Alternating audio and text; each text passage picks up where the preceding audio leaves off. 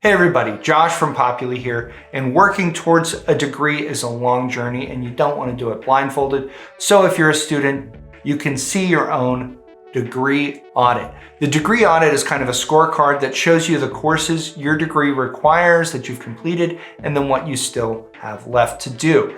But there's more to it than that. Let's check it out.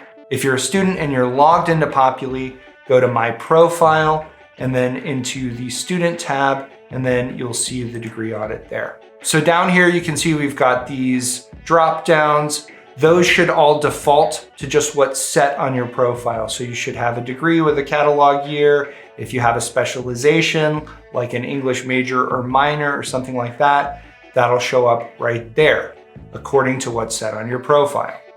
You can change those if you want to see how you match up against another degree. I've also got the anticipated completion date. That's just a very approximate date set up for you there to show you about when you might complete the degree. By the way, your school may track things in either credits or hours, but here I'm going to talk in terms of credits. Looking down here, you can see that these general degree requirements are not satisfied. Once you've completed everything according to these numbers over here on the right, that means your GPAs are high enough. That means you've gathered and earned all the credits that you need according to these different settings. Then this will say satisfied right here.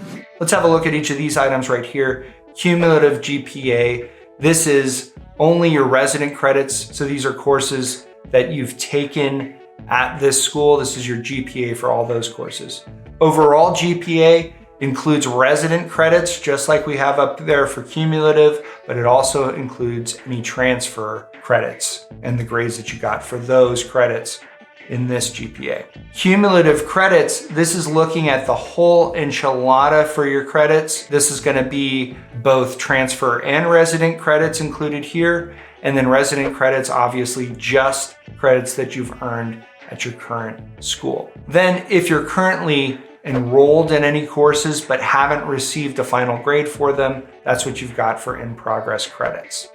Okay, so this is your general degree requirements. But then what we've got down here under degree course requirements are going to be these various course groups that your school has set up and placed requirements on them. All of the specific requirements to earn your degree. You can see down below here that we have a list of courses. You got this show option that defaults to completed. So these are all the courses that you've completed. Now, this does include in-progress courses as well. We understand that in-progress courses are not completed, but we got to show them somewhere, so we show them here. It's a funny old world. Now, you can also choose to look at all courses, so this would include both completed and not completed courses, or you can just look at not completed courses. So the idea here is you go, what do I need to complete in order to continue to earn credits for this requirement right here on this course group? And then that will show you the list of courses you could take to earn credits to complete those requirements. Let's go real quick and just look at what each of these lines here for these requirements mean. We've got, first of all, numbers of credits that you've earned, and then the number of required credits. You can see down here on the second one, got one course earned and there was one required course. So then that's what we get right there. You can see that that has been satisfied. The next one is the GPA. You can see that we have a 2.5 GPA required. And then for this course group, this student has a 3.5 GPA. That means that all of the courses that have been completed in this course group have an average of 3.5 for the GPA. So that's the requirement here, 2.5, and that means that they meet or exceed that. So they have completed, as of right now, that requirement for this course group.